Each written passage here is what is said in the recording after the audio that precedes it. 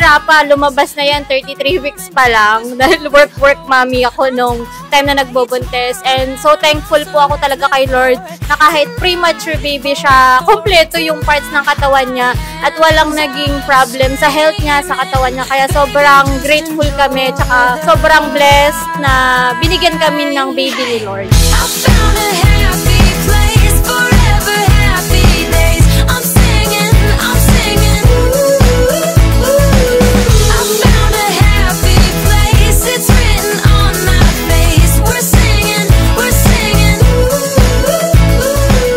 Happy birthday, Rafa! Ang una kong apo. Alam ko, deserve mo pong ganitong party. Kasi nga, naging mabait sa bata.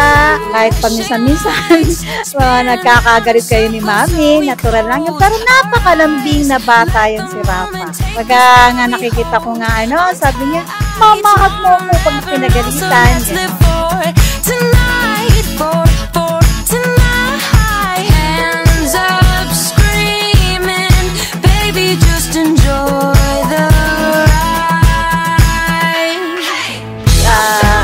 Pinakamasayang araw ng aming apo at kami din sobrang saya namin mga lola niya. Happy birthday apo, Rafaeli. Alam mo naman love ka namin, lalo na si Lolo, love na love ka. Kaya sana wish ko sa'yo, lumaki kang mabuting bata, may takot kay Lord, at sana makatapos ka ng pag-aaral, love na love ka namin.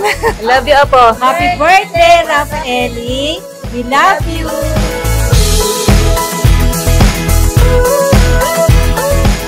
Rafa kasi makulit siya Pero kahit makulit siya, malambing. Kada uwi kami galing sa trabaho, napapawi niya yung pagod naming dalawang mag-asawa. Mahal na mahal namin siya. Siya talaga yung kaligayahan kasi first apo siya both side po Yung pinakagusto ko talaga ugali ni Rafa is yung parang di naman siya nagtatampo sa akin. Every time na pinapagalitan ko siya or napapalo talaga sobrang kulit.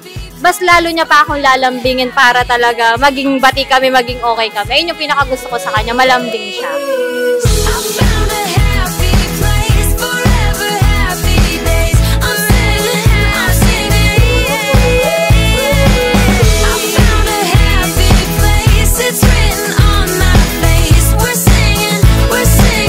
Happy birthday, Rafa! We love you!